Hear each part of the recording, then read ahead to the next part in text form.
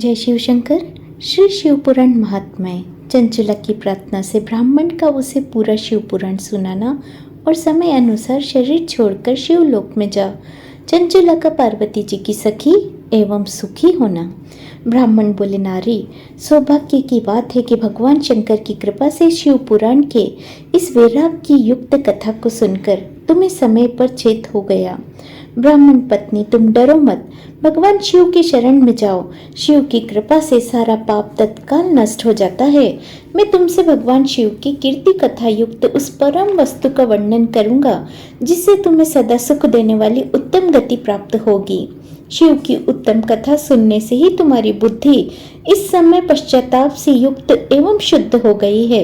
साथ ही तुम्हारे मन में विषयों के प्रति वैराग्य हो गया है। पश्चाताप ही पाप करने वाले पापियों के लिए सबसे बड़ा प्रायश्चित है। सत्पुरुषों ने सबके लिए पश्चाताप को ही समस्त पापों की शुद्धि बताया है। इस शिव पुराण की कथा सुनने से जैसे चित्त शुद्धि होती है वैसे दूसरे उपायों से नहीं होती। जिसे दर्पण साफ करने पर निर्मल हो जाता है, उसी प्रकार इस शिव पुराण की कथा चित्त अत्यंत शुद्ध हो जाता है।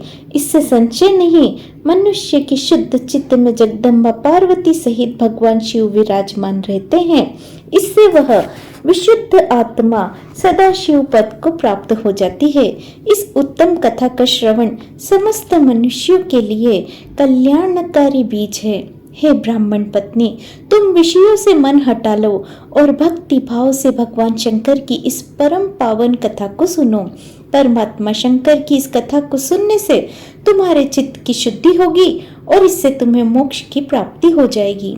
जो निर्मल चित्त से भगवान शिव के चरण अरविंदों का चिंतन करता है, उसकी एक ही जन्म में मुक्ति हो जाती है। यह मैं तुमसे सत्य कह रहा हूँ। सूत जी कहते हैं, हे शौनक, इतना कहकर वे श्रेष्ठ शिव भक्त ब्राह्मण चुप हो गए और उनका हृदय करुणा से आर्द्र हो गया। वे शुद्ध चित्त महात्मा भगवान शिव के ध्यान में मग्न हो गए। तदंतर बिंदुक की पत्नी चंचला मन ही मन प्रसन्न हो उठी। ब्राह्मण का उक्त उपदेश सुनकर उसके नेत्रों में आनंद के आंसू छलक आए और वह ब्राह्मण पत्नी चंचला हर्ष भरे हृदय से उन श्रेष्ठ ब्राह्मण के दोनों चरणों में गिर पड़ी और हाथ जोड़कर बोली कि मैं कृतार्थ हो गई हूँ। तत्पश्चात उठकर वैराग युक्त उत्तम बुद्धि वाली वह स्त्री जो अपने पापों के कारण आतंकित थी, उन महान शिव भक्त ब्राह्मण से हाथ जोड़कर गदगद वाणी में बोली। चंचला ने कहा, हे ब्राह्मण, शिव भक्तों में श्रेष्ठ, हे स्वामीन, आप धन्य हैं, परम अर्थदर्शी है और सदा परोपकार में लगे रहते हैं। इसलिए हे श्रेष्ठ साधु पुरुष प्रशंसा के योग्य है। हे साधु, मैं नरक के समुद्र में गिर रही हूँ और आप मेरा उद्धार कीजिए। पौराणिक अर्थ तत्व से संपन्न जिस सुंदर शिव पुराण की कथा को सुनकर मेरे मन में संपूर्ण विषयों से वैराग्य उत्पन्न हो गया है, उस शिव पुराण को सुनने के लिए इस समय मेरे मन में बड़ी श्रद्धा हो रही है। सूत जी कहते हैं, ऐसा कहकर हाथ जोड़कर उनका अनुग्रह पाकर चंचला उस शिव पुराण की कथा को सुनने की इच्छा मन में लिए उस ब्राह्मण देवता की सेवा में तत्पर वहां रहने लगी। तदंतर शिव भक्तों में श्रेष्ठ एवं शुद्ध बुद्धि वाले उन ब्राह्मण देव ने उसी स्थान पर उस स्त्री को शिव पुराण की उत्तम कथा सुनाई। इस प्रकार उस गोकर्ण नामक महाक्षेत्र में उन्हीं श्रेष्ठ ब्राह्मण ने उसने शिव महापुराण की वह परम उत्तम कथा सुनी, जो भक्ति, ज्ञान और वैराग्य को बढ़ाने वाली तथा मुक्ति देने वाली है। उस परम उत्तम कथा को सुनकर वह ब्राह्मण पत्नी अत्यंत कृतार्थ हो गई और उसका चित्त शीघ्र ही शुद्ध हो गया। फिर भगवान शिव के अनुग्रह से उसके हृदय में शिव के सगुण रूप का चिंतन होने लगा। इस प्रकार उसने भगवान शिव में लगी रहने वाली उत्तम बुद्धि पाकर शिव के सच्चिदानंदमय रूप को बारंबार चिंतन आरंभ कर दिया। तत्पश्चात समय के पूरे होने पर भक्ति, ज्ञान, वैराग्य से युक्त चंचला अपने शरीर को बिना किसी कष्ट के त्याग दिया और इतने में ही त्रिपुर शत्रु भगवान शिव की भेजा हुआ एक दिव्य विमान द्रुत गति से वहां पहुंचा, जो उनके अपने गणों से संयुक्त और भांति भांति के शोभा साधनों से संपन्न था।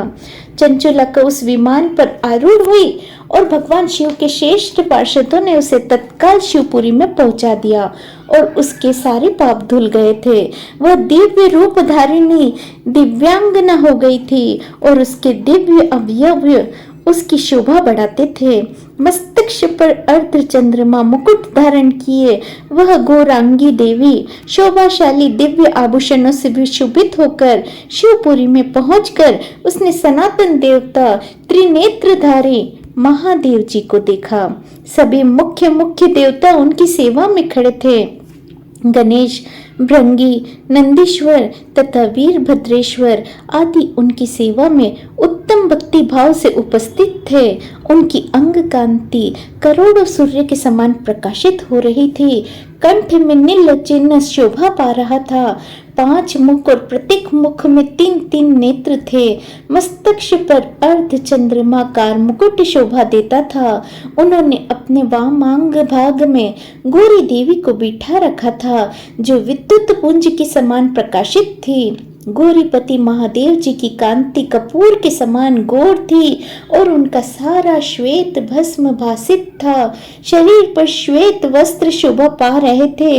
इस प्रकार परम उज्जवल भगवान शंकर का दर्शन करके वह ब्राह्मण पत्नी चंचुला बहुत प्रसन्न हुई और अत्यंत प्रीति युक्त होकर उसने बड़ी उतावली के साथ भगवान को बारंबार प्रणाम किया और फिर हाथ जोड़कर बड़े प्रेम, आनंद और संतोष युक्त होकर विनीत भाव से खड़ी हो गई और उसके नेत्रों से आनंद की अश्रु की धाराएं अरिवल धारा बहने लगी तथा संपूर्ण शरीर में रोमांच हो उठा।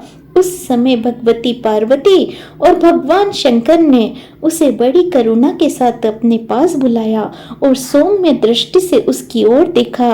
पार्वती जी ने तो दिव्य स्वरूप धारिणी बिंदुक प्रिय चंचुला को प्रेम पूर्वक अपनी सखी बना लिया और वह उस आनंद ज्योति स्वरूप सनातन धाम में अविचल निवास पाकर दिव्य सौख्य से संपन्न हो अक्षय सुख का अनुभव करने लगी।